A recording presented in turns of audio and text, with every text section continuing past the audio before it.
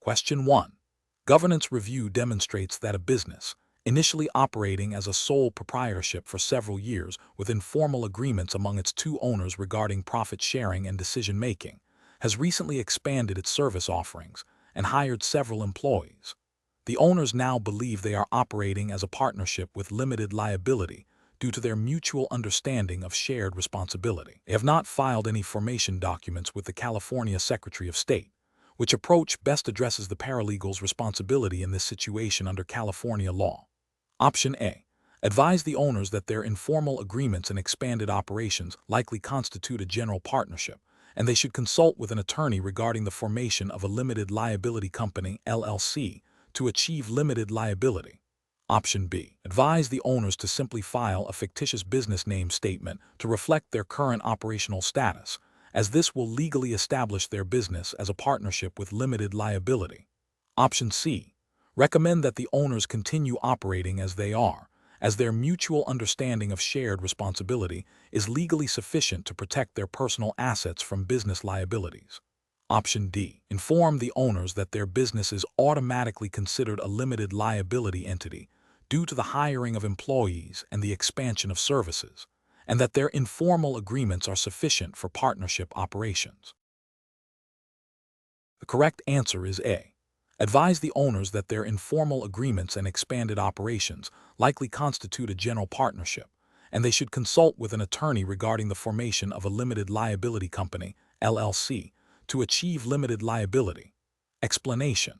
This scenario presents a professional challenge due to the potential for misinterpreting the operational scope and legal liabilities of a business structure, particularly when transitioning from a less formal arrangement to a more complex one. The core difficulty lies in ensuring compliance with California's specific business laws regarding entity formation, operation, and the distinct responsibilities associated with each type. A paralegal must exercise careful judgment to identify the correct legal framework and advise accordingly, avoiding assumptions that could lead to significant legal and financial repercussions for the business owners. The correct approach involves accurately identifying the current legal structure of the business and understanding the implications of the proposed operational changes under California law.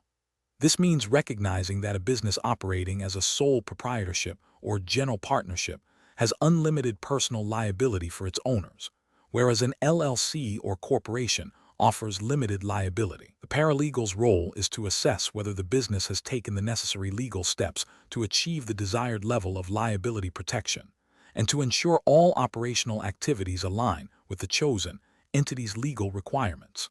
This requires a thorough understanding of the California Corporations Code and the California Revised Uniform Limited Liability Company Act. An incorrect approach would be to assume that simply changing the business name or adding new services automatically confers limited liability protection. This fails to acknowledge that formal steps, such as filing articles of organization with the California Secretary of State for an LLC or articles of incorporation for a corporation, are legally mandated to establish these entities and their associated protections. Another incorrect approach is to rely on informal agreements or understandings between the owners regarding liability, as these are generally not legally binding in establishing an entity's legal status or limiting personal exposure under California law. Furthermore, continuing to operate with the characteristics of a sole proprietorship or general partnership, while believing oneself to be operating as an LLC or corporation, constitutes a significant legal and ethical failure, exposing the owners to personal liability for business debts and actions.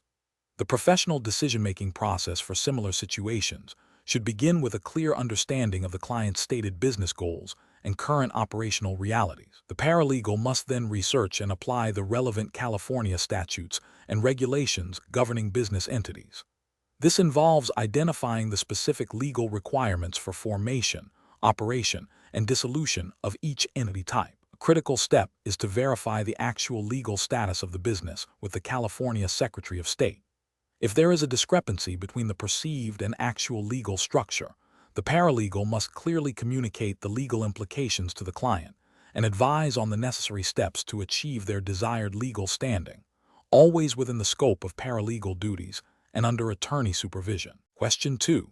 What factors determine whether a proposed attorney advertisement in California is compliant with the state bar's regulations regarding truthfulness, clarity, and avoidance of misleading impressions? Option A. The general understanding of what constitutes good advertising within the legal community, without specific reference to California's rules. Option B. The potential for the advertisement to attract a large number of new clients, even if some aspects are ambiguous or could be misinterpreted. Option C. The advertisement's adherence to the California rules of professional conduct concerning advertising and solicitation, including the presence of necessary disclaimers and the absence of misleading statements or promises of specific outcomes. Option D. The attorney's personal belief that the advertisement accurately reflects their services and experience, regardless of specific regulatory requirements. The correct answer is C. The advertisement's adherence to the California rules of professional conduct concerning advertising and solicitation, including the presence of necessary disclaimers and the absence of misleading statements or promises of specific outcomes. Explanation. This scenario presents a professional challenge because a paralegal must navigate the complex landscape of attorney advertising rules, which are designed to protect the public from misleading or deceptive practices, while allowing attorneys to inform potential clients of their services. The paralegal's role is to ensure compliance with these regulations, which requires a thorough understanding of the specific rules governing attorney advertising in California. Failure to do so can result in disciplinary action against the attorney and the paralegal, as well as damage to the firm's reputation. Careful judgment is required to balance the attorney's right to advertise with the ethical obligations to the public and the court. The correct approach involves a comprehensive review of the proposed advertisement against the California rules of professional conduct, specifically those pertaining to advertising and solicitation. This includes verifying that all claims are truthful, not misleading, and that any required disclaimers are present and conspicuous. The paralegal must also consider whether the advertisement could be construed as promising a specific outcome or creating an unjustified expectation. This approach is correct because it directly addresses the regulatory framework established by the State Bar of California to govern attorney advertising, ensuring that the advertisement adheres to the highest ethical standards and legal requirements. An incorrect approach would be to assume that any advertisement that is not explicitly prohibited is permissible. This fails to recognize the affirmative duty to ensure advertisements are not misleading or deceptive, even if not directly addressed by a specific rule. Another incorrect approach is to rely solely on the attorney's personal judgment without independent verification against the rules. This abdicates the paralegal's responsibility for ensuring regulatory compliance and could lead to the dissemination of an unethical advertisement.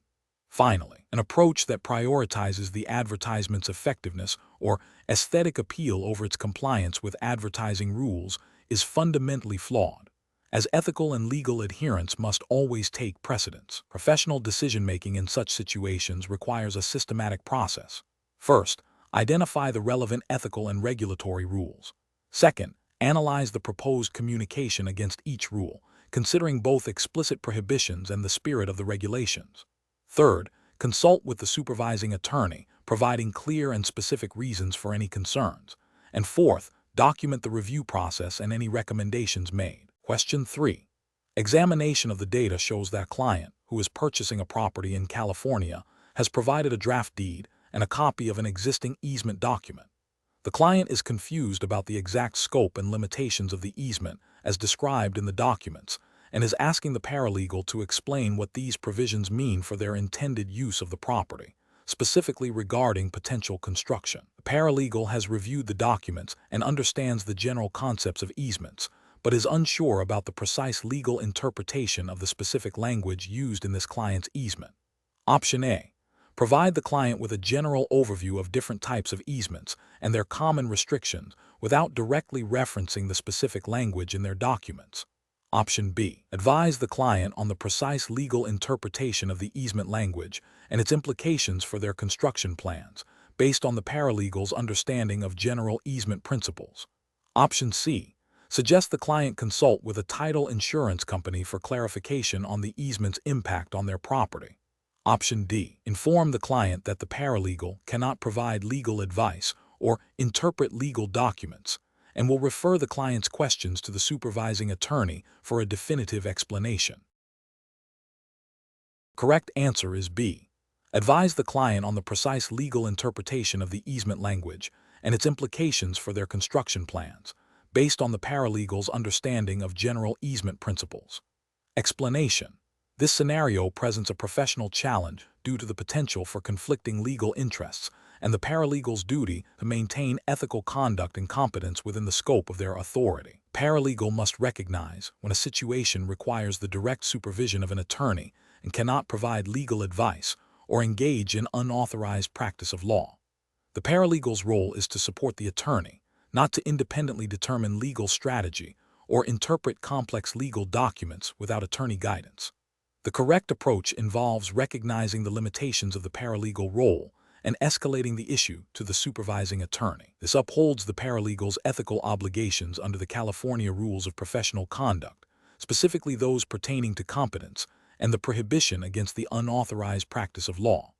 By referring the client's request for interpretation and advice to the attorney, the paralegal ensures the client receives accurate legal counsel from a licensed professional, thereby protecting both the client and the attorney from potential malpractice claims. This also aligns with the general principles of real estate law in California, which require careful interpretation of deeds and easements by legal counsel. An incorrect approach would be to attempt to interpret the deed and easement language directly for the client. This constitutes the unauthorized practice of law, a violation of California Business and Professions Code Section 6126. It also demonstrates a lack of competence, as paralegals are not licensed to provide legal advice. Another incorrect approach would be to ignore the client's request, which could be seen as a failure to diligently represent the client's interests and a breach of the duty of communication owed to the client, potentially violating ethical duties of diligence and communication under the California Rules of Professional Conduct. Providing a generic explanation of easement types without specific reference to the client's deed would also be insufficient and potentially misleading, failing to address the core of the client's concern, and still bordering on providing legal advice without proper attorney oversight. Professional decision-making process for similar situations should involve a clear understanding of the paralegal's scope of practice as defined by the California State Bar and the supervising attorney's instructions. When faced with a request that falls outside this scope, particularly one involving legal interpretation or advice, the paralegal must immediately consult with the supervising attorney. This ensures that all actions taken are within ethical and legal boundaries, and that the client's needs are met through appropriate legal channels. Question 4.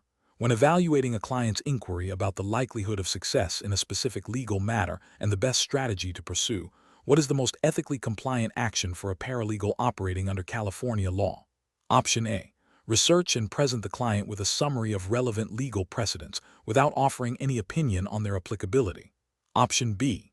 Interpret the statutes and case law for the client, explaining how they might apply to the client's unique circumstances. Option C.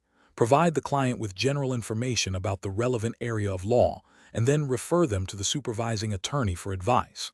Option D. Advise the client on the potential outcomes and recommend a specific legal strategy based on the paralegal's understanding of similar cases. Correct answer is D. Advise the client on the potential outcomes and recommend a specific legal strategy based on the paralegal's understanding of similar cases. Explanation. This scenario presents a common ethical challenge for paralegals, navigating the boundaries of their authority and ensuring compliance with the State Bar of California's regulations regarding the unauthorized practice of law. The paralegal must recognize that providing legal advice, even if based on accurate information, constitutes the practice of law and is prohibited. The core of the challenge lies in distinguishing between providing factual information and offering legal opinions or recommendations. Careful judgment is required to respond to client inquiries in a manner that is helpful and informative without crossing the ethical line. The correct approach involves accurately identifying the client's need for legal advice and directing them to the supervising attorney. This upholds the paralegal's ethical obligations by respecting the attorney-client relationship and preventing the unauthorized practice of law. Specifically, California Rules of Professional Conduct, Rule 1-300, Unauthorized Practice of Law, and Business and Professions Code Section 6126 prohibit non-attorneys from practicing law. By referring the client to the attorney, the paralegal ensures that legal advice is provided by a licensed professional, thereby protecting the client and maintaining ethical compliance. An incorrect approach would be to interpret the law for the client or advise them on the best course of action. This directly violates California Rules of Professional Conduct, Rule 1-300, as it constitutes the unauthorized practice of law. Another incorrect approach would be to provide the client with general legal information without context or application to their specific situation, which, while seemingly harmless, can still lead to misinterpretation and is often a precursor to providing advice. This can also be seen as indirectly engaging in the practice of law by shaping the client's understanding of their legal rights and obligations without the direct supervision and licensure of an attorney. A further incorrect approach would be to ignore the client's request, which, while avoiding the unauthorized practice of law, fails to provide necessary client service and could lead to client dissatisfaction and potential ethical complaints regarding diligence and communication. Professional decision-making in such situations requires a clear understanding of the paralegal's role and limitations. Professionals should always err on the side of caution when it comes to providing legal advice. The decision-making process involves 1. Identifying the nature of the client's request. Is it factual information or legal advice? 2. Recognizing the ethical boundaries of the paralegal role as defined by the State Bar of California. 3. Understanding the prohibition against the unauthorized practice of law. And 4. Promptly and appropriately referring the client to the supervising attorney for any legal advice or strategic recommendations. Question 5. Quality control measures reveal that a paralegal is researching a complex civil litigation matter in California involving a novel interpretation of a recently enacted state statute. The paralegal has access to Westlaw, LexisNexis, Fastcase, and various California-specific legal databases. To ensure the most accurate and comprehensive research, which of the following approaches best balances efficiency with the imperative of thoroughness and adherence to California legal authority? Option A. Conduct a comprehensive search of the California codes and relevant California appellate and Supreme Court case law using precise statutory language and established legal principles, utilizing Shepard's or KeyCite to verify the current validity of all cited cases, and supplementing with relevant sections from a California legal encyclopedia and recent law review articles for contextual understanding. Option B. Focus exclusively on secondary sources like legal encyclopedias and law reviews, assuming they will accurately reflect the current state of California law and its interpretation, without directly consulting the California codes or primary case law. Option C. Primarily rely on the initial search results from a broad keyword search across all available databases, cross-referencing only a few key cases with a general legal dictionary to define unfamiliar terms. Option D.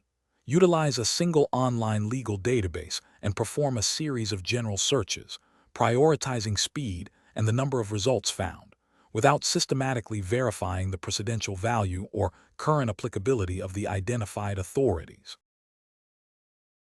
The correct answer is C. Primarily rely on the initial search results from a broad keyword search across all available databases, cross-referencing only a few key cases with a general legal dictionary to define unfamiliar terms. Explanation. This scenario presents a professional challenge because the paralegal is tasked with conducting legal research for a complex case involving novel legal issues. The challenge lies in ensuring the research is both comprehensive and accurate, adhering strictly to California law and ethical guidelines for paralegal conduct. The paralegal must navigate various research tools and interpret findings correctly to provide reliable support to the attorney. Failure to do so could lead to flawed legal strategy, missed deadlines, or even malpractice claims, impacting the client's case and the reputation of the legal team. The correct approach involves a systematic and thorough legal research methodology, prioritizing authoritative California sources, and employing advanced search techniques within reputable online databases. This approach ensures that the research is grounded in current California statutes and controlling case law, and that all relevant authorities are identified and analyzed. Shepardizing or key citing is crucial for verifying the validity and precedential value of case law, preventing reliance on overruled or superseded decisions. Utilizing legal encyclopedias and law reviews can provide valuable context and identify persuasive secondary authority, but these must be used to supplement, not replace, primary source research. The ultimate goal is to provide the attorney with a well-supported and accurate legal foundation for their arguments. This aligns with the California Business and Professions Code sections governing the practice of law and the ethical obligations of legal professionals to provide competent representation. An incorrect approach would be to rely solely on general internet searches or outdated secondary sources without verifying their currency and applicability to California law. This risks overlooking critical statutory amendments or controlling California appellate decisions, leading to incomplete or inaccurate research. Another incorrect approach is to neglect shepherdizing or key citing, which can result in the use of abrogated case law, undermining the credibility of the research and potentially leading to the filing of motions or briefs based on invalid legal principles. Furthermore, an approach that prioritizes speed over accuracy, such as only reviewing the first few search results, fails to meet the standard of diligent and thorough research required by ethical rules and professional expectations. The professional decision-making process for similar situations should begin with a clear understanding of the legal issues presented by the case. This understanding dictates the scope and focus of the research. Next, the paralegal should identify the most appropriate primary sources, California codes, California case law and secondary sources, legal encyclopedias, law reviews relevant to those issues. A structured research plan should be developed, outlining the databases and search terms to be used. Throughout the research process, critical evaluation of search results is paramount, always verifying the currency and authority of all sources. Shepherdizing or key citing should be an integral part of the process for all identified case law. Finally, the research findings must be synthesized and presented to the attorney in a clear, concise, and well-cited format, highlighting any potential limitations or areas requiring further investigation. Question 6. Governance review demonstrates that a paralegal is preparing a legal brief for a California state court case. The paralegal has identified a piece of evidence that, while not directly fatal to the client's case, could be interpreted by the opposing party or the court in a way that weakens the client's position. The paralegal needs to decide how to address this evidence within the brief to best advocate for the client while maintaining ethical obligations. Which approach best balances persuasive writing with the duty of candor? Option A. Include the unfavorable evidence but mischaracterize its significance or distort its meaning. Option B. Omit the unfavorable evidence entirely from the brief.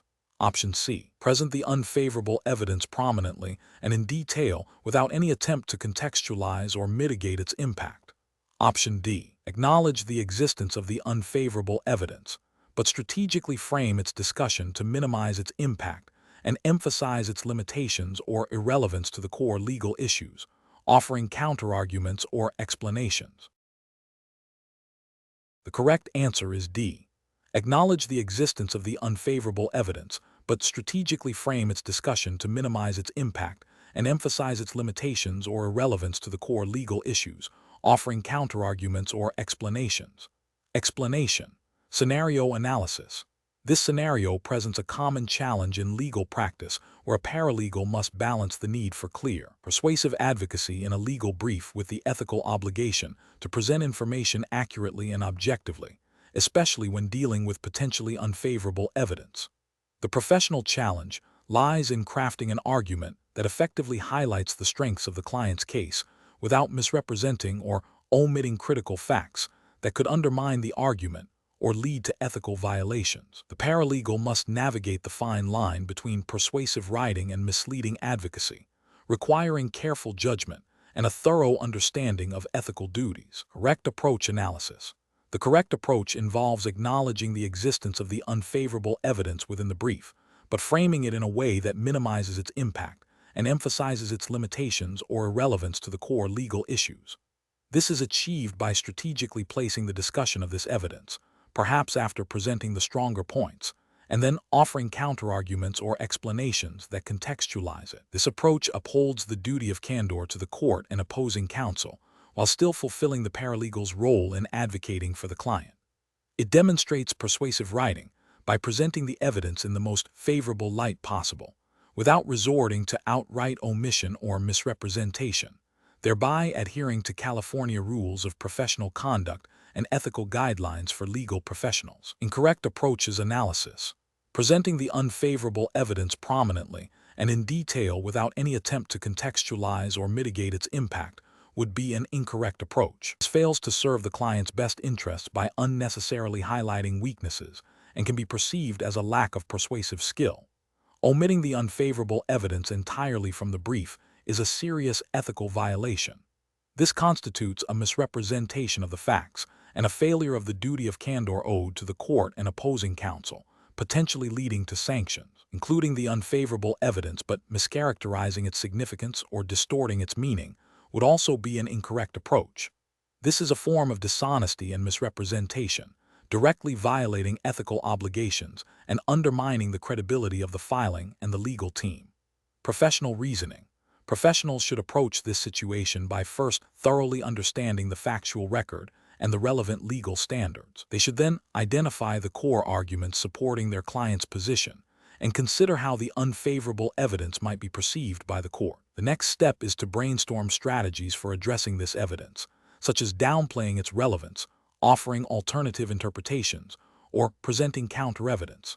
The paralegal should then draft the brief, carefully integrating the discussion of the unfavorable evidence in a manner that is both truthful and strategically advantageous, always prioritizing ethical compliance and the duty of candor. Question 7. Regulatory review indicates that a paralegal employed by a law firm representing a plaintiff in a premises liability case has personally witnessed a key event that occurred prior to the incident giving rise to the lawsuit, and this event may be relevant to the defense's potential arguments regarding comparative negligence.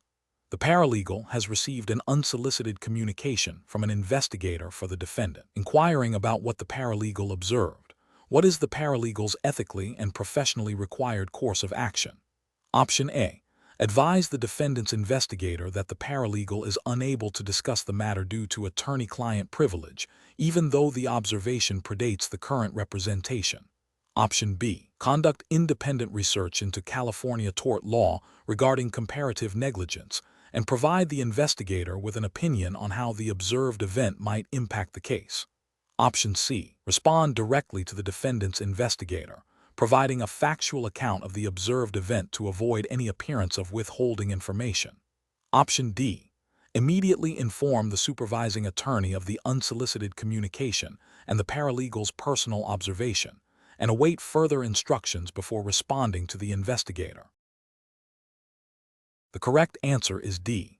Immediately inform the supervising attorney of the unsolicited communication and the paralegal's personal observation, and await further instructions before responding to the investigator.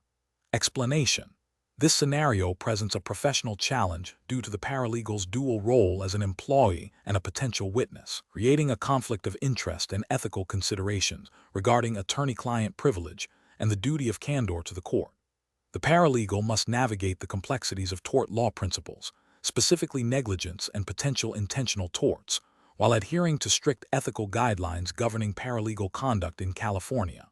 The correct approach involves diligently documenting all observations and communications related to the incident, maintaining strict confidentiality, and immediately informing the supervising attorney of the situation. This approach upholds the paralegal's duty of loyalty to the client and the attorney, preserves the integrity of the attorney-client privilege, and ensures the attorney can make informed decisions about the case strategy.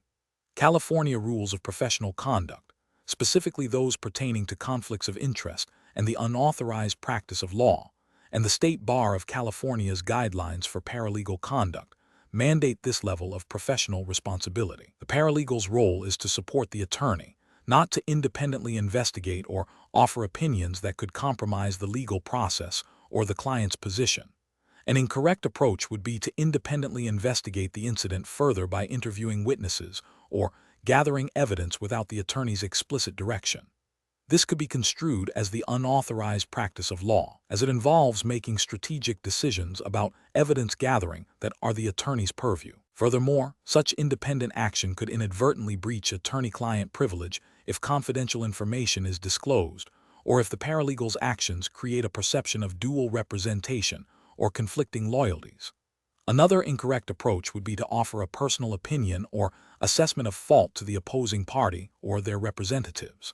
This directly violates the duty of candor and could prejudice the client's case, potentially leading to disciplinary action and damage to the law firm's reputation.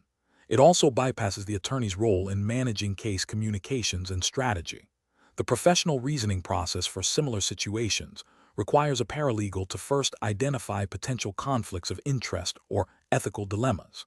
This involves recognizing when their personal knowledge or involvement might impact their professional duties. The next step is to consult the supervising attorney immediately, providing a clear and concise summary of the situation and any potential implications.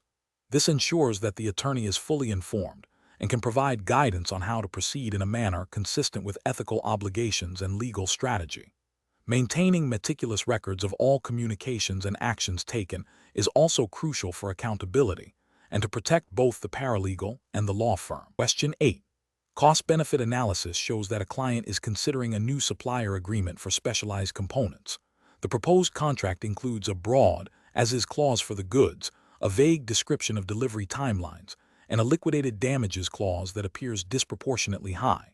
The paralegal has been asked to review the contract for potential risks before the attorney provides final advice. Which approach best identifies and flags these potential contractual risks for the attorney's consideration?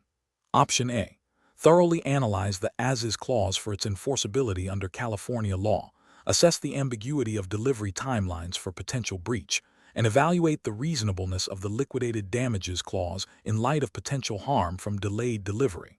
Option B. Focus on ensuring the contract is drafted to favor the client's position on price and payment terms, as these are the most direct financial impacts.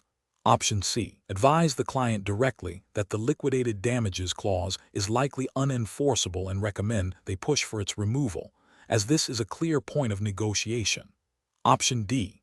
Primarily concentrate on the offer and acceptance sections to confirm the party's intent to be bound, as this is the foundational element of contract formation.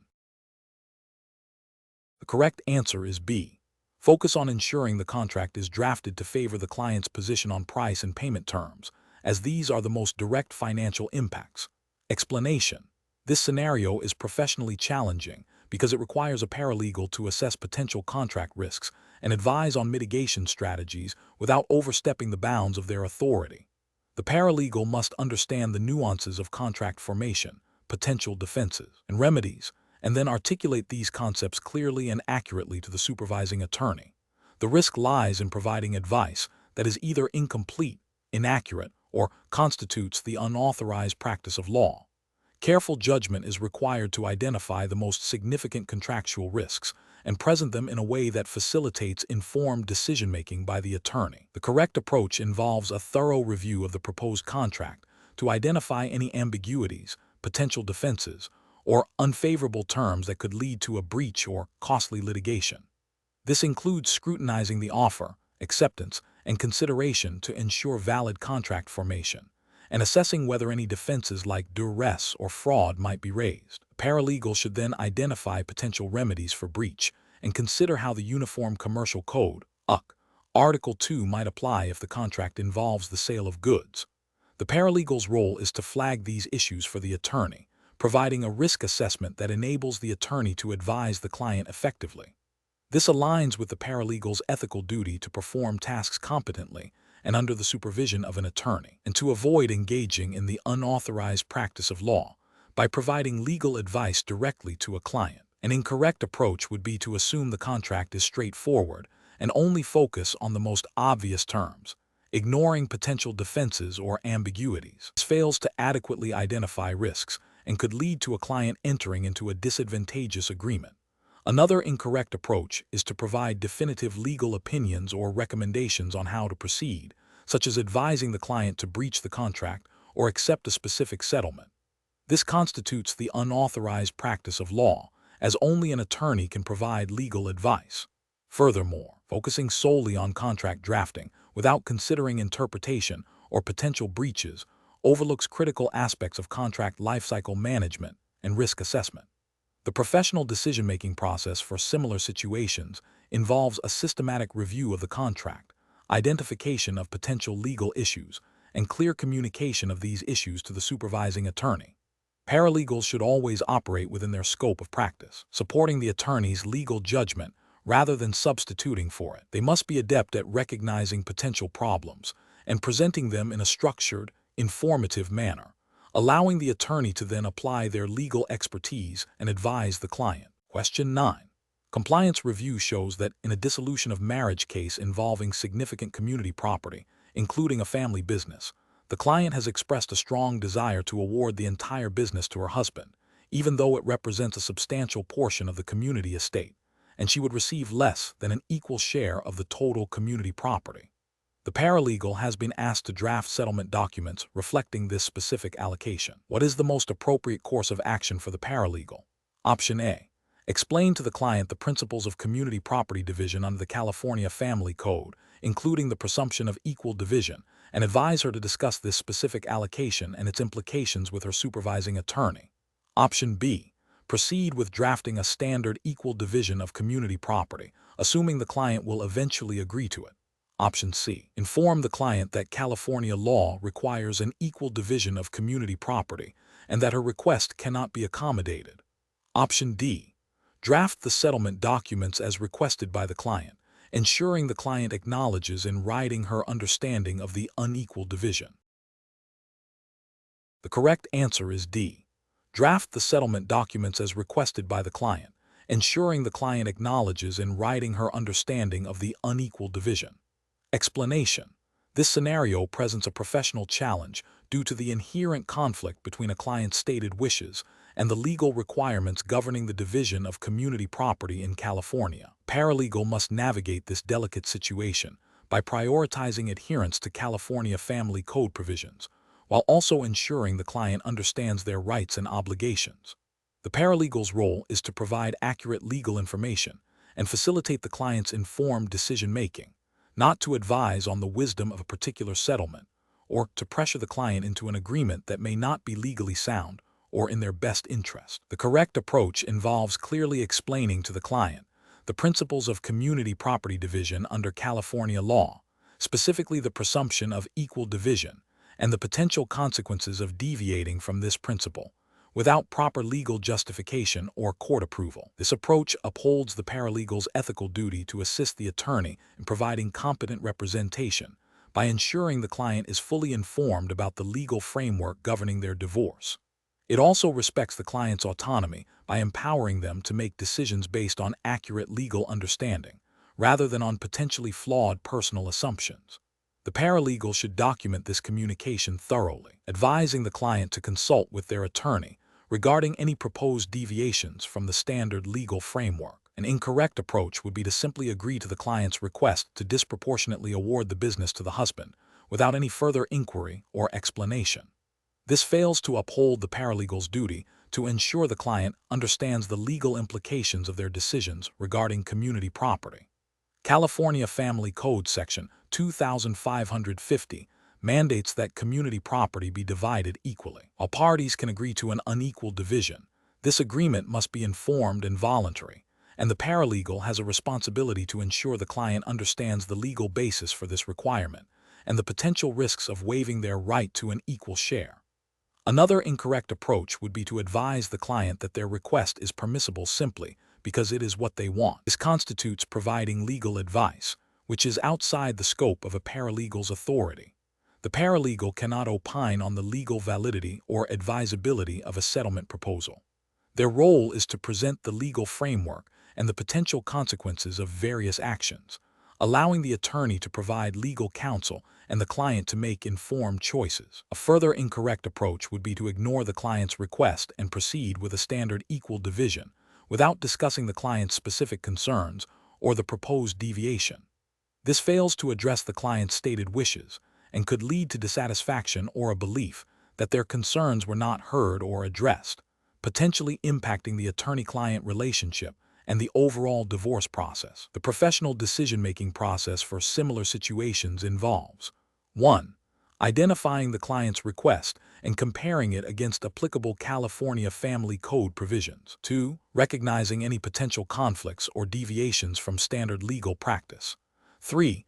clearly and accurately explaining the relevant legal principles to the client, including any presumptions or mandatory requirements. 4. Documenting all communications with the client regarding legal information provided and the client's instructions. 5. Consulting with the supervising attorney for guidance on complex legal issues or when the client's instructions appear to contradict legal requirements. 6. Ensuring the client understands the potential consequences of their decisions. Question 10. The risk matrix shows a high probability of a motion to suppress evidence being filed in a pending criminal case. The evidence in question was seized pursuant to a search warrant. The affidavit supporting the warrant stated that an informant, whose identity was not disclosed, had provided information that illegal narcotics were being stored at the defendant's residence. The affidavit also mentioned that the informant had provided reliable information in the past, leading to 2 prior arrests, but did not detail the nature of those arrests or their outcomes.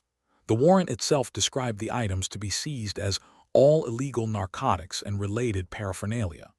Which of the following approaches best addresses the potential legal challenge to the admissibility of the seized evidence? Considering California criminal procedure and constitutional law, option A, conclude that the evidence is admissible because the search warrant was issued by a magistrate, and the informant provided information leading to prior arrests, thus presuming the warrant's validity.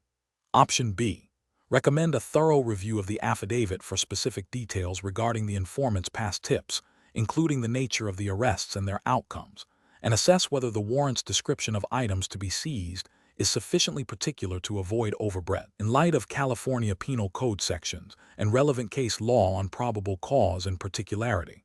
Option C, advise the supervising attorney that the search warrant affidavit likely establishes probable cause due to the informant's past reliability, and the warrant's description of items to be seized is sufficiently particular under the circumstances. Option D, suggest proceeding with the assumption that the search was lawful, as the primary goal is to secure a conviction, and any legal challenges can be addressed during trial. The correct answer is C. Advise the supervising attorney that the search warrant affidavit likely establishes probable cause due to the informant's past reliability, and the warrant's description of items to be seized is sufficiently particular under the circumstances. Explanation. This scenario presents a professional challenge due to the critical intersection of criminal procedure, evidence gathering, and constitutional rights, specifically the Fourth Amendment's protection against unreasonable searches and seizures, as interpreted by California law and federal constitutional standards applicable in California. A paralegal must navigate the complexities of probable cause, the exclusionary rule, and the nuances of search warrants to advise effectively and ensure compliance with legal and ethical obligations. The risk matrix highlights potential legal challenges and the need for meticulous adherence to established protocols to avoid jeopardizing the prosecution's case. The correct approach involves a thorough analysis of the facts presented against the established legal standards for obtaining a search warrant in California. This requires understanding the definition of probable cause, the requirements for a warrant to be specific, and the legal basis for the search. By focusing on whether the affidavit presented to the magistrate contained sufficient reliable information to establish probable cause that evidence of a crime would be found at the specified location, and whether the warrant itself was sufficiently particular, the paralegal ensures that the search and seizure were conducted in accordance with the Fourth Amendment and California Penal Code provisions governing search warrants. This meticulous adherence to legal precedent and statutory requirements is paramount to upholding the integrity of the investigation and the admissibility of evidence. An incorrect approach would be to assume the search was lawful simply because evidence was found. This overlooks the constitutional protections afforded to individuals and the judicial oversight required for searches. Another incorrect approach is to focus solely on the outcome of the search without scrutinizing the legality of the warrant application process. This neglects the paralegal's duty to ensure that all investigative steps comply with the law, as failure to do so can lead to the suppression of crucial evidence under the exclusionary rule, as codified and applied in California. Furthermore, an approach that prioritizes expediency over legal rigor, such as proceeding with the search without a warrant when one is clearly required and obtainable, or failing to properly challenge a potentially flawed warrant, demonstrates a disregard for fundamental due process and the paralegal's ethical obligations to the legal system and the client. Professional decision-making in such situations requires a systematic evaluation of the facts, a deep understanding of relevant California Penal Code sections and constitutional law, and a commitment to ethical practice.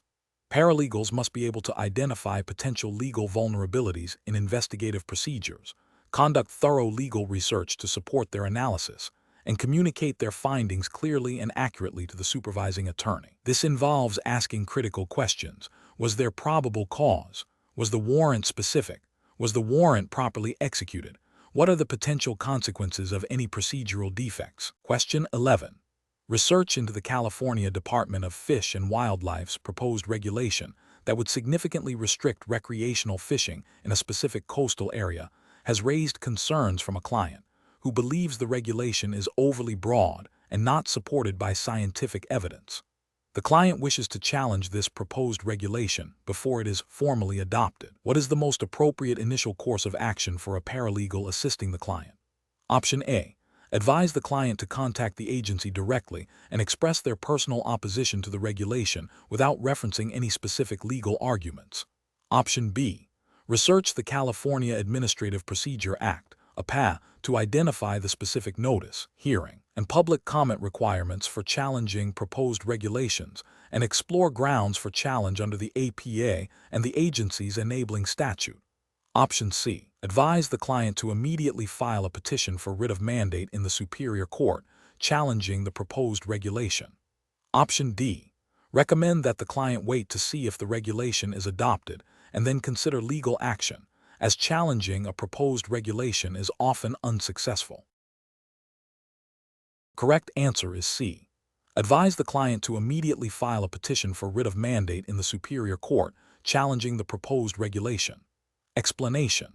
This scenario is professionally challenging because it requires a paralegal to navigate the complex interplay between an administrative agency's rulemaking authority and the procedural safeguards established by the California Administrative Procedure Act, APA. The paralegal must identify the appropriate legal framework for challenging an agency's proposed regulation, balancing the agency's mandate with the public's right to due process and participation.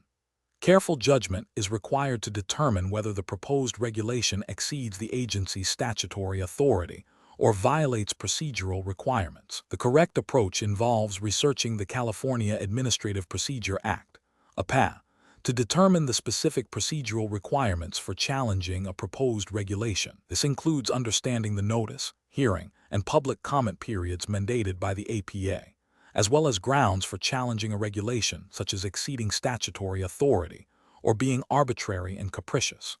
This approach is correct because it directly addresses the legal mechanisms available to challenge agency rulemaking under California law, ensuring that any challenge is procedurally sound and legally defensible. It aligns with the paralegal's duty to provide accurate legal information and support to an attorney. An incorrect approach would be to immediately file a lawsuit in Superior Court without first exhausting administrative remedies or adhering to the APA's procedural requirements for challenging proposed regulations. This is a regulatory failure because the APA generally requires exhaustion of administrative remedies before judicial review is available. Filing a lawsuit prematurely would likely result in dismissal for failure to exhaust administrative remedies, wasting client resources and delaying resolution. Another incorrect approach would be to focus solely on the perceived unfairness of the regulation without grounding the challenge in specific legal deficiencies under the APA or the agency's enabling statute. While perceived unfairness may motivate a client, a legally sound challenge must articulate specific violations of law or procedure. This approach fails to provide a legally viable basis for challenging the regulation. A further incorrect approach would be to advise the client to ignore the proposed regulation and hope it is not adopted. This is an ethical and professional failure, as it neglects the paralegal's duty to inform the client of potential legal avenues and risks. It also fails to engage with the administrative process, potentially allowing an unlawful or improperly adopted regulation to take effect without challenge. The professional decision-making process for similar situations involves 1. Identifying the core legal issue, challenging an administrative agency's proposed regulation. 2. Determining the applicable legal framework, the California Administrative Procedure Act. 3. Researching specific procedural requirements and grounds for challenge within that framework. 4. Assessing the client's objectives and the feasibility of achieving them through available legal means. 5. Advising the client on the most appropriate course of action based on legal research and procedural requirements. Question 12. To address the challenge of presenting a witness whose testimony involves out-of-court statements offered to prove the truth of the matter asserted, and given the supervising attorney's instruction to proceed with the testimony as planned, what is the most appropriate course of action for a California certified paralegal, CCP, who recognizes this as potential hearsay under the California Rules of Evidence? Option A. Attempt to rephrase the witness's statement during examination to avoid the direct appearance of hearsay, without explicitly discussing the issue with the attorney. Option B. Refuse to present the testimony, believing it to be inadmissible hearsay, and inform the attorney that the testimony will not be elicited. Option C. Proceed with the testimony as instructed by the attorney, assuming the attorney has already considered and resolved any evidentiary issues. Option D. Inform the supervising attorney of the potential hearsay issue, citing the relevant California Evidence Code sections, and suggest exploring potential exceptions or alternative ways to present the information. The correct answer is D. Inform the supervising attorney of the potential hearsay issue, citing the relevant California Evidence Code sections, and suggest exploring potential exceptions or alternative ways to present the information. Explanation. This scenario presents a professional challenge because the paralegal is tasked with presenting evidence that may be inadmissible due to hearsay concerns, and the attorney has instructed them to proceed without fully addressing the potential evidentiary issues. The paralegal must balance their duty to follow the attorney's instructions with their ethical obligation to uphold the integrity of the legal process and ensure the admissibility of evidence. This requires careful judgment regarding the rules of evidence and the potential consequences of presenting inadmissible testimony. The correct approach involves the paralegal raising their concerns about the hearsay nature of the proposed testimony to the attorney, citing the California Rules of Evidence. This demonstrates a commitment to ethical practice and adherence to legal standards. By proactively identifying potential evidentiary problems and communicating them to the supervising attorney, paralegal fulfills their duty to assist the attorney while also safeguarding against the introduction of inadmissible evidence. This approach aligns with the paralegal's role in supporting the attorney's case within the bounds of the law and ethical conduct, as outlined by the California Certified Paralegal, CCP, guidelines which emphasize accuracy and adherence to legal procedures. An incorrect approach would be to present the testimony without raising any concerns. This fails to uphold the paralegal's responsibility to identify and flag potential evidentiary issues, potentially leading to objections sustained by the court and damaging the client's case. It also bypasses the attorney's opportunity to strategize around the hearsay issue, such as seeking to fit the testimony within a recognized exception or preparing to address the objection. Another incorrect approach would be to independently decide not to present the testimony, overriding the attorney's instruction. While the paralegal has a duty to be competent and ethical, they do not have the authority to unilaterally alter trial strategy or refuse to follow a direct instruction from the supervising attorney without first attempting to resolve the issue through communication. This could be seen as insubordination and overstepping professional boundaries. A further incorrect approach would be to attempt to subtly rephrase the testimony to avoid the appearance of hearsay without the attorney's knowledge or explicit instruction. This is ethically problematic as it involves a degree of deception and does not address the underlying hearsay issue transparently. It also risks misrepresenting the witness's actual statement and could lead to further complications if the rephrased testimony is challenged. The professional reasoning process in such situations should involve 1.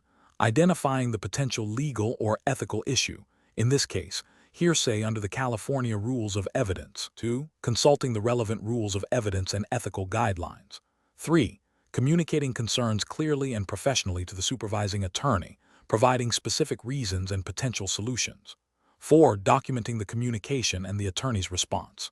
5. If the attorney insists on a course of action that the paralegal reasonably believes is unethical or illegal, seeking guidance from the attorney or, in extreme cases, from a bar association ethics hotline or a senior paralegal. Question 13. Analysis of a client's situation reveals they were recently terminated from their position after reporting a pattern of offensive jokes and comments made by a supervisor, which they perceived as discriminatory based on their national origin. The client also states they were denied a promotion shortly before the termination, which they believe was due to their refusal to participate in the supervisor's inappropriate behavior. The paralegal has reviewed the client's initial statement and a copy of their employee handbook. What is the most appropriate next step for the paralegal to take in assisting the client, strictly adhering to California employment law and ethical guidelines for paralegals? Option A.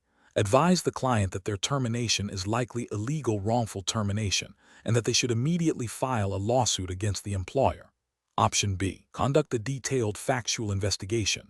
Research relevant provisions of the California Fair Employment and Housing Act, FEHA, and common law wrongful termination principles, and prepare a memorandum for the supervising attorney outlining potential claims and supporting evidence.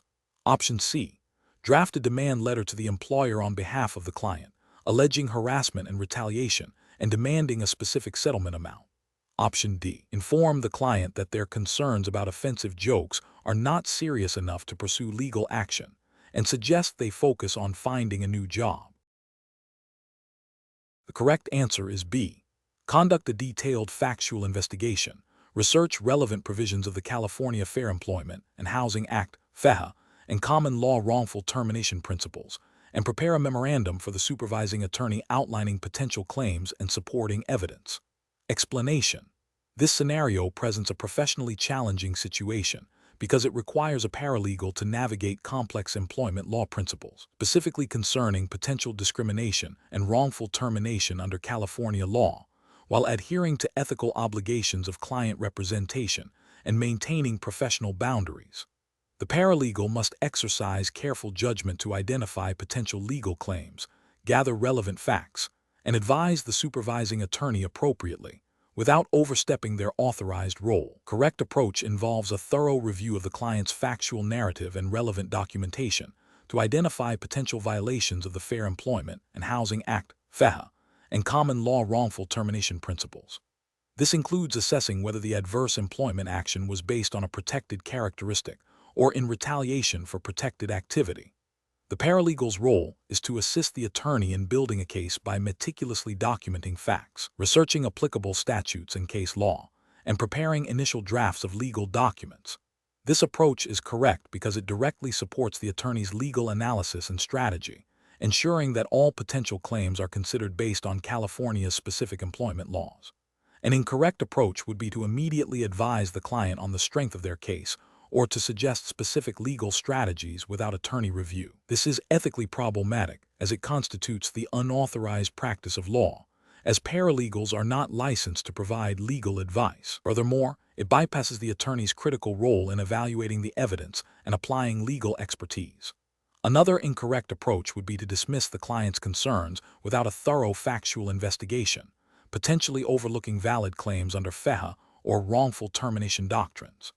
This failure to diligently investigate could lead to missed legal opportunities for the client and a breach of the duty of zealous representation. A third incorrect approach would be to focus solely on wage and hour issues without considering the broader context of discrimination or harassment, if the facts suggest such claims are also present.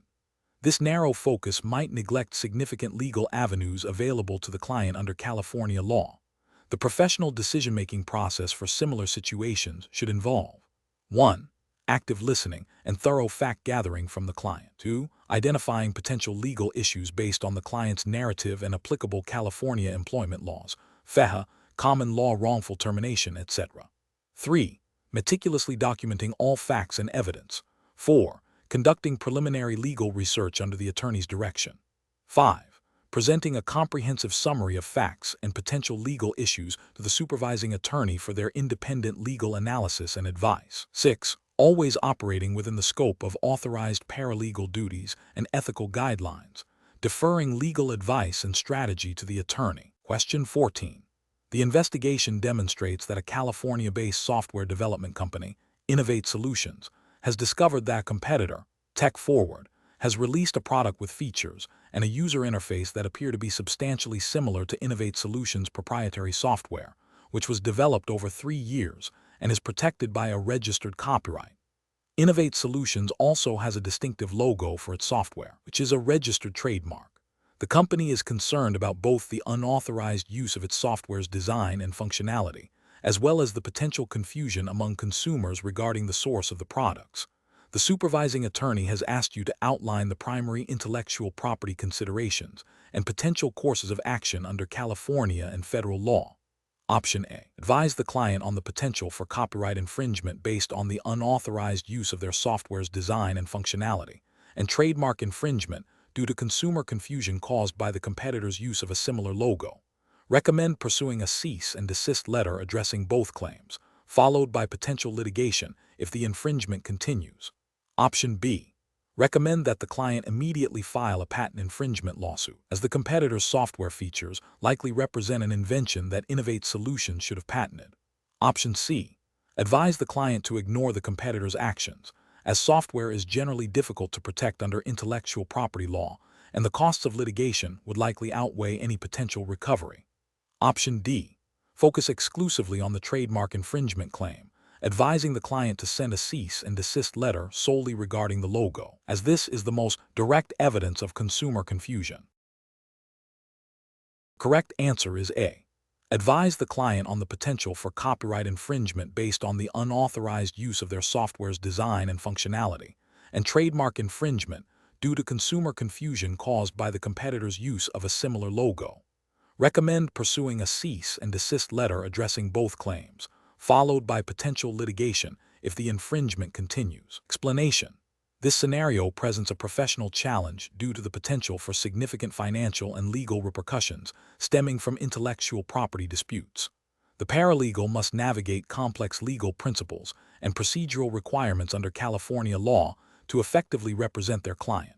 Careful judgment is required to identify the most appropriate legal strategy, considering the nuances of copyright, trademark, and patent law as they apply to the specific facts. The correct approach involves a thorough analysis of the client's intellectual property rights, focusing on the distinct legal protections afforded by copyright, trademark, and patent law. This requires understanding the elements of infringement for each type of intellectual property and assessing the strength of the client's claims based on California and federal intellectual property statutes and case law. The paralegal must then advise the client on the most viable legal avenues, which may include cease and desist letters, negotiation, or litigation, always adhering to the ethical duties of competence and diligence. This approach is correct because it directly addresses the client's potential infringement claims by applying relevant legal frameworks and procedural considerations specific to California and federal intellectual property law. It prioritizes a fact-driven, legally sound strategy that aligns with the client's objectives and the applicable regulatory environment. An incorrect approach would be to focus solely on trademark law without considering the potential copyright or patent implications of the client's software. This is a regulatory failure because it demonstrates a lack of comprehensive understanding of intellectual property law, potentially overlooking significant rights and remedies available to the client. Another incorrect approach would be to immediately advise the client to file a lawsuit without first attempting to resolve the dispute through less adversarial means, such as a cease and desist letter or negotiation. This could be an ethical failure if it leads to unnecessary litigation costs for the client and does not represent the most efficient or effective resolution, potentially violating the duty to act in the client's best interest. Furthermore, an incorrect approach would be to rely on general principles of intellectual property law without consulting specific California statutes or relevant federal case law governing software protection, leading to a misapplication of legal standards. The professional decision-making process for similar situations should involve a systematic evaluation of the client's intellectual property assets, a detailed analysis of the alleged infringing activities, and a thorough research of applicable California and federal intellectual property laws and regulations. This includes identifying the specific types of intellectual property involved: copyright, trademark, patent, trade secret, the nature of the alleged infringement, and the potential remedies. The paralegal should then consult with the supervising attorney to develop a strategic plan that aligns with the client's goals and the legal landscape, ensuring all actions are taken in compliance with ethical obligations and procedural rules. Question 15. During the evaluation of a potential Chapter 7 bankruptcy filing for a client in California, the client expresses significant concern about a large debt arising from a judgment for intentional infliction of emotional distress. The client states they want to ensure this specific debt is discharged. What is the paralegal's most appropriate course of action? Option A. Provide the client with a written opinion stating that the debt is dischargeable based on their description of the situation. Option B. Tell the client to stop making payments on the debt and wait for the bankruptcy discharge to eliminate it, without further investigation into the debt's nature. Option C. Inform the client that all debts are dischargeable in Chapter 7 bankruptcy, and proceed with filing the petition immediately to provide them with relief. Option D. Advise the client that debts arising from intentional torts, such as intentional infliction of emotional distress, are generally not dischargeable in Chapter 7 bankruptcy under Section 523(a)(6) of the Bankruptcy Code, and that the supervising attorney will need to analyze the specific facts of the judgment to confirm this. The correct answer is D.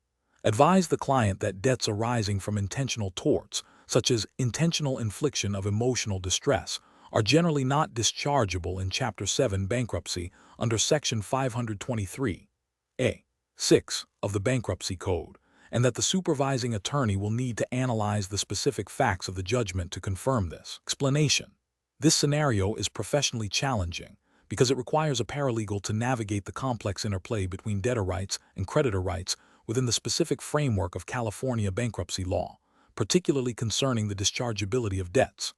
A paralegal must exercise careful judgment to ensure they are providing accurate information and guidance that aligns with the Bankruptcy Code and relevant California statutes, without engaging in the unauthorized practice of law. The correct approach involves accurately identifying the nature of the debt and its potential dischargeability under Chapter 7 bankruptcy, based on the debtor's stated circumstances and the relevant provisions of the Bankruptcy Code. This requires understanding the exceptions to discharge, such as those for certain taxes, domestic support obligations, and debts incurred through fraud or willful and malicious injury. The paralegal's role is to gather information and present it to the supervising attorney for legal analysis and advice. This approach is correct because it adheres to the paralegal's scope of practice, ensuring that legal advice is provided by a licensed attorney, while still offering valuable assistance to the client by organizing and presenting relevant facts. It upholds the ethical duty to avoid the unauthorized practice of law and to ensure the client receives competent legal representation. An incorrect approach would be to provide a definitive opinion on whether the debt is dischargeable. This constitutes the unauthorized practice of law, as determining dischargeability is a legal conclusion that can only be made by a bankruptcy judge or an attorney.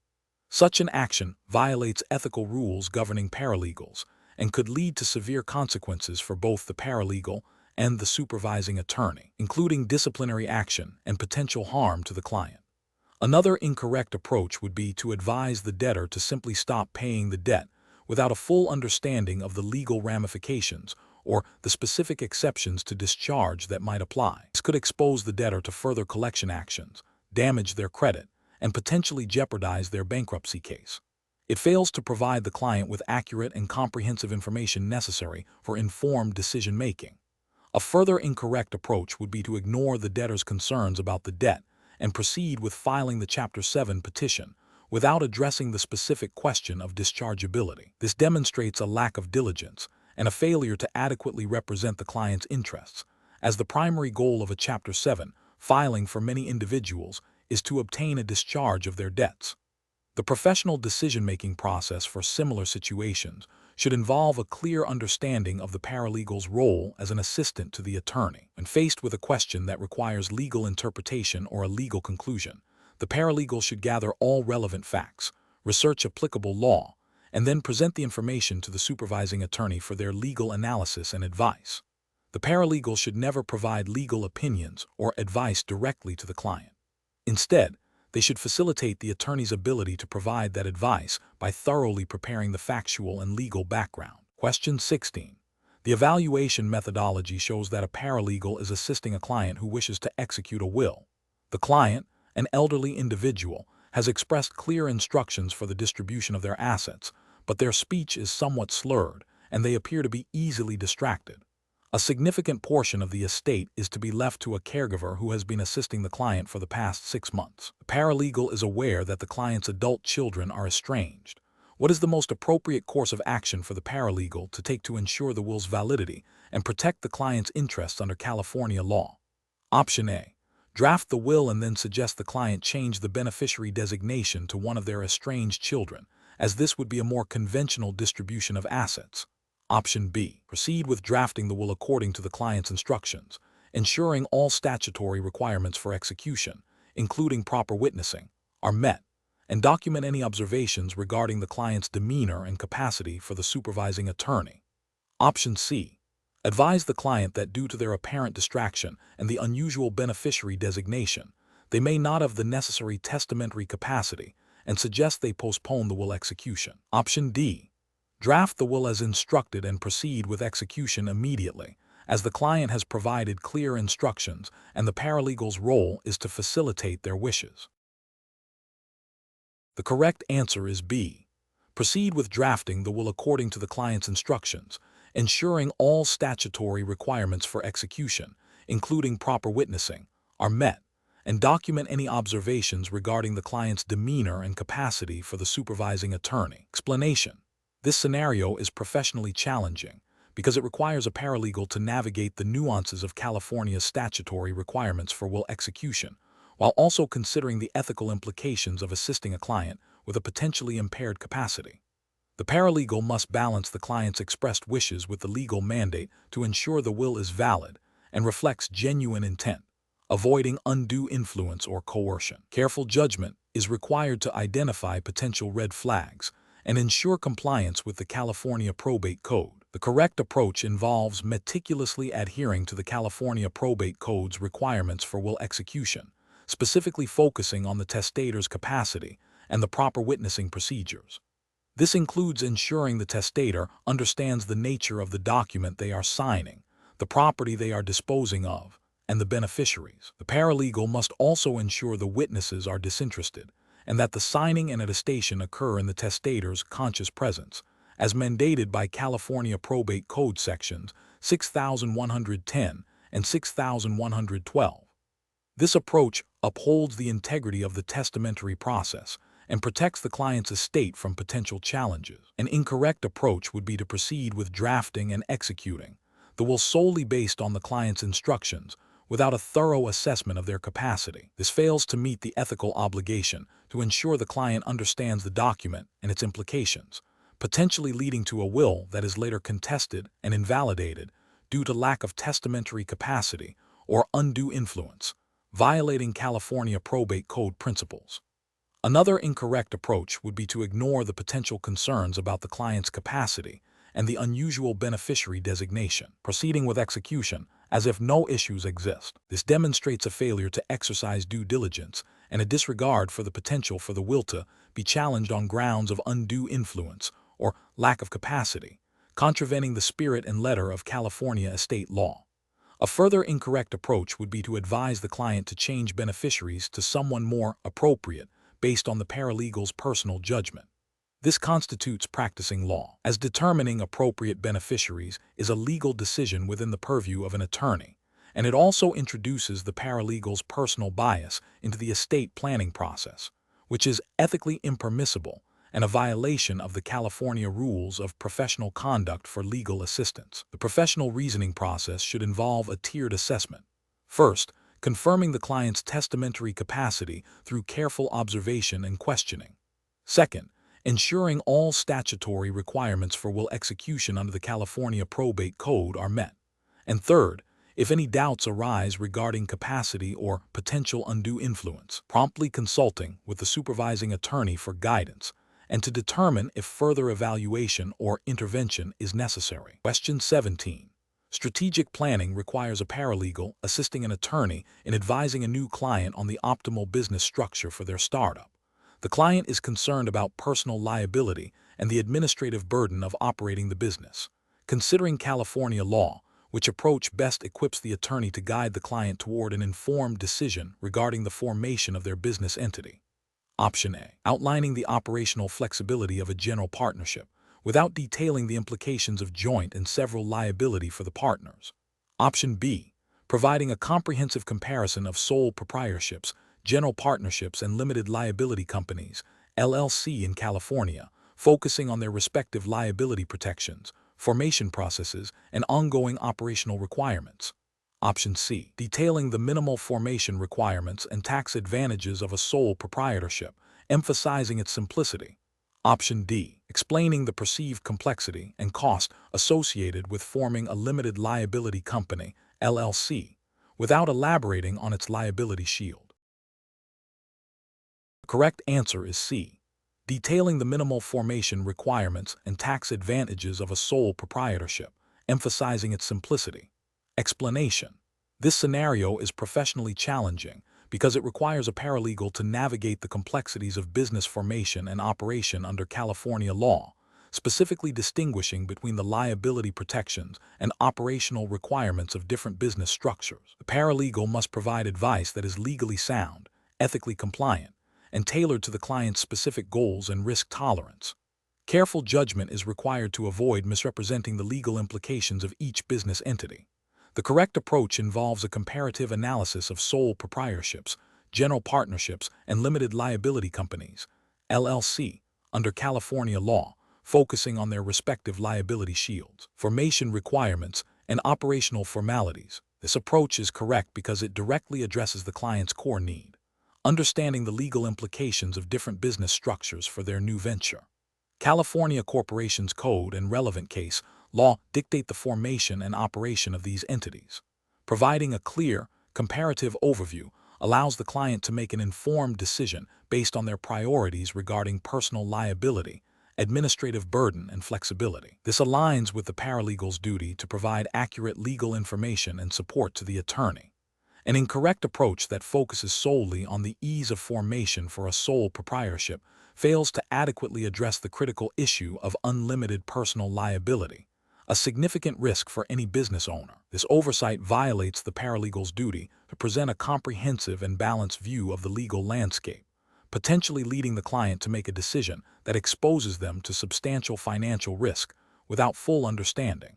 Another incorrect approach that emphasizes the perceived complexity of forming an LLC without detailing the specific benefits of liability protection is also professionally deficient. While LLCs do have formation requirements, neglecting to highlight their primary advantage, shielding personal assets from business debts and lawsuits, misinforms the client about the core value proposition of this structure. This omission can lead to a decision based on incomplete information. A further incorrect approach that suggests a general partnership is suitable without thoroughly explaining the concept of joint and several liability for all partners is equally problematic. This failure to articulate the significant personal liability exposure inherent in a general partnership, where each partner can be held responsible for the actions and debts of other partners, is a critical omission that can have severe financial consequences for the client. The professional decision-making process for similar situations should involve: 1. Thoroughly understanding the client's business goals, risk tolerance, and operational preferences. 2. Researching and identifying the relevant California statutes and regulations governing business entities. 3. Conducting a comparative analysis of the most suitable business structures, highlighting key differences in liability, formation, taxation, and operational requirements. 4. Presenting this information clearly and concisely to the supervising attorney, who will then advise the client. 5. Ensuring all advice is factually accurate and legally compliant with California law, avoiding any personal opinions or unqualified recommendations. Question 18. Comparative studies suggest that paralegals often face complex ethical dilemmas. A paralegal working in a California law firm discovers evidence suggesting their supervising attorney may be intentionally misrepresenting facts to a client in a sensitive litigation matter, potentially jeopardizing the client's case and violating ethical obligations. The paralegal is concerned about their own professional standing and the potential repercussions of reporting this information. What is the most ethically sound course of action for the paralegal under the California Rules of Professional Conduct and General Paralegal Ethical Codes? Option A. Immediately cease all work on the client's case and inform the client directly of the suspected misconduct without consulting any supervising attorneys or ethical guidelines. Option B. Ignore the situation to avoid personal conflict and potential negative career consequences, assuming the attorney is aware of their professional responsibilities. Option C. Discreetly gather further information to confirm the suspected misconduct and then report the concerns through appropriate channels, such as to another supervising attorney within the firm, if applicable and not implicated, or directly to the State Bar of California's Disciplinary Council, while being mindful of not engaging in the unauthorized practice of law. Option D. Confront the supervising attorney directly with the evidence, demanding an explanation and threatening to report them if the behavior does not cease immediately. The correct answer is C. Discreetly gather further information to confirm the suspected misconduct and then report the concerns through appropriate channels, such as to another supervising attorney within the firm, if applicable and not implicated, or directly to the State Bar of California's Disciplinary Council, while being mindful of not engaging in the unauthorized practice of law. Explanation. This scenario presents a significant ethical challenge due to the paralegal's direct knowledge of potential attorney misconduct and the conflicting duties of loyalty to the attorney and the obligation to uphold the integrity of the legal profession. The paralegal is privy to information that could impact client representation and the attorney's standing. Navigating this requires a careful assessment of the California rules of professional conduct, particularly those concerning reporting obligations and the attorney-client relationship. The correct approach involves discreetly gathering further information to confirm the suspected misconduct and then reporting it through appropriate channels, prioritizing the integrity of the legal system and client protection over personal comfort or loyalty to a potentially errant attorney. This aligns with the paralegal's ethical duty to uphold the standards of the profession and to avoid assisting in or concealing misconduct. The California rules of professional conduct, while not directly imposing a reporting duty on paralegals in the same way as attorneys, strongly imply an ethical obligation to act in a manner that protects the public and the administration of justice. Furthermore, the paralegal's role as an officer of the court, albeit indirectly, necessitates a commitment to ethical conduct. The paralegal must also consider the attorney's duty of confidentiality, but this duty does not extend to concealing criminal or fraudulent acts. An incorrect approach would be to ignore the situation, thereby potentially enabling further misconduct and failing to protect clients or the public. This violates the spirit of ethical practice and could be construed as complicity. Another incorrect approach would be to confront the attorney directly without a clear plan for reporting, which could lead to the destruction of evidence, retaliation, or an escalation of the situation without resolution. This bypasses established ethical reporting mechanisms and could compromise the investigation. A third incorrect approach would be to immediately report the suspicion to the State Bar without any preliminary investigation or confirmation, which could be premature and potentially damaging if the suspicion is unfounded, though the paralegal should err on the side of caution if there is a strong belief of misconduct. The professional reasoning process should involve 1. Recognizing the ethical dilemma and the potential impact on clients and the legal system. 2. Consulting relevant ethical guidelines and rules of professional conduct for paralegals and attorneys in California. 3. Discreetly seeking to confirm the suspected misconduct without violating attorney-client privilege or engaging in unauthorized practice of law. 4. If misconduct is confirmed or strongly suspected, reporting the matter through the appropriate channels, which may involve informing the supervising attorney, if not implicated, or directly contacting the State Bar of California's Disciplinary Council. 5. Documenting all actions taken and communications made. Question 19. The evaluation methodology shows that a paralegal assisting with a residential real estate transaction in California has discovered an unrecorded lien against the property that was not disclosed by the seller. The seller is still willing to proceed with the sale. What is the most appropriate course of action for the paralegal to recommend to the client, the buyer, to address this title defect? Option A. Advise the client to obtain a quitclaim deed from the seller to clear the cloud on the title. Option B. Advise the client to file a quiet title action immediately without further communication with the seller. Option C. Advise the client to ignore the unrecorded lien, assuming it will not be enforced. Option D. Advise the client to seek a warranty deed from the seller to ensure clear title. The correct answer is A. Advise the client to obtain a quitclaim deed from the seller to clear the cloud on the title. Explanation. This scenario is professionally challenging because it requires a paralegal to navigate the complexities of real estate transactions, specifically focusing on the transfer of title and potential encumbrances, while adhering strictly to California real property law and ethical obligations. The paralegal must identify the most accurate and legally sound method for addressing a discovered title defect to protect the client's interests and ensure compliance with legal requirements.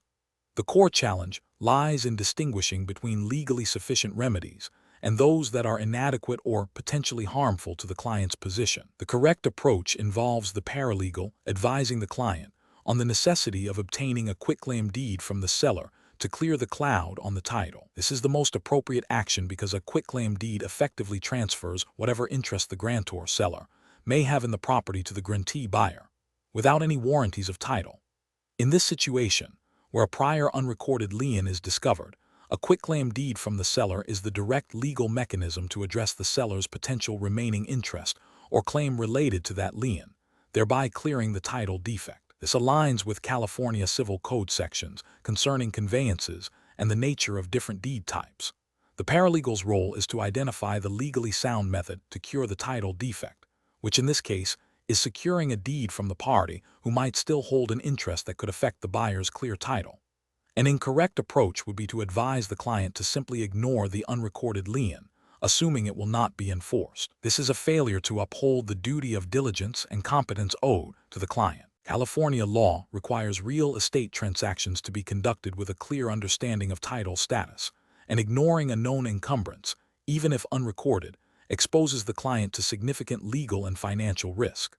Another incorrect approach would be to suggest the client file a quiet title action immediately without first attempting to resolve the issue directly with the seller. While a quiet title action is a legal remedy, it is often a more complex and time-consuming process. The initial and more practical step, when a seller is still involved and potentially able to resolve the issue, is to obtain a deed. Advising the client to seek a warranty deed from the seller is also incorrect in this context. A warranty deed provides assurances of title that the seller may not be able to provide, especially concerning an unrecorded lien they may have overlooked or forgotten. The goal is to clear the specific defect, not to obtain broad warranties that might be inaccurate or unenforceable. The professional decision-making process for paralegals in such situations should involve a thorough understanding of California real property law, including the types of deeds, the nature of liens, and the process of title transfer. When a title defect is discovered, the paralegal must assess the nature of the defect and identify the most direct and legally effective remedy available to the client.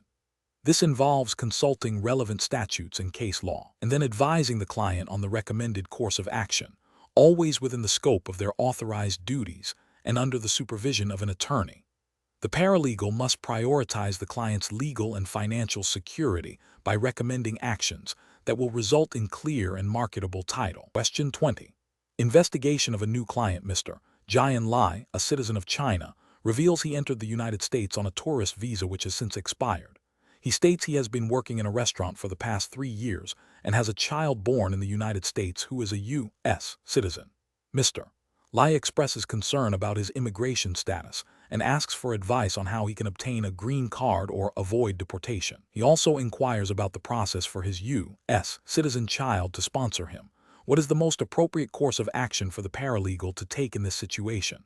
Option A. Schedule a consultation with the supervising attorney to discuss Mr. Lai's situation and gather all relevant documents for the attorney's review. Option B.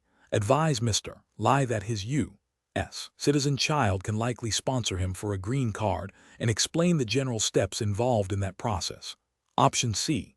Contact USCIS directly to inquire about Mr. Lai's current immigration status and potential options for him to adjust his status. Option D. Inform Mr. Lai that his expired visa means he is in the U.S. unlawfully and that he should immediately cease all communication with USCIS and Immigration Court. The correct answer is B. Advise Mr. Lai that his U.S. citizen child can likely sponsor him for a green card and explain the general steps involved in that process. Explanation. This scenario is professionally challenging because it involves a client seeking to navigate complex immigration procedures with a potentially precarious immigration status. The paralegal must exercise extreme caution to avoid providing unauthorized legal advice, which is a strict ethical and regulatory boundary for paralegals in California. The paralegal's role is to assist the attorney, not to act as an independent legal advisor. The correct approach involves diligently gathering all relevant documentation and information from the client, and then presenting it to the supervising attorney for legal analysis and advice. This adheres to the California State Bar's Rules of Professional Conduct, specifically Rule 1-310, Prohibited Actions Regarding Lay Assistance, and Rule 2-100, Communication with a Represented Person, which implicitly guide the paralegal's actions by defining the attorney's responsibilities. The paralegal's duty is to support the attorney's representation, which includes thorough factual investigation and case preparation under attorney supervision. This ensures that all legal advice and strategy are provided by a licensed attorney, protecting both the client and the legal professional from ethical violations and potential malpractice. An incorrect approach would be to offer the client an opinion on their eligibility for a specific visa or to suggest a particular immigration strategy. This constitutes the unauthorized practice of law, a violation of California Business and Professions Code Section 6126. Paralegals are not licensed to practice law and cannot provide legal opinions or advice. Another incorrect approach would be to advise the client to cease communication with USCIS or immigration court without consulting the attorney. Such advice could have severe negative consequences for the client's immigration case, potentially leading to default orders or missed deadlines, and would exceed the paralegal's scope of authority. Furthermore, attempting to directly contact USCIS or immigration court on behalf of the client to clarify their status without attorney direction would also be an unauthorized action, as such communications must be handled by the attorney of record. Professionals should approach such situations by first understanding their role as a support staff member to a licensed attorney. The decision-making process should involve a clear understanding of the ethical and regulatory boundaries of paralegal practice in California. When faced with a client's request for legal advice or strategy, the paralegal's immediate and sole action should be to consult with their supervising attorney. This ensures that all client interactions and case management are conducted within the bounds of the law and ethical guidelines, safeguarding the integrity of the legal process and the client's interests.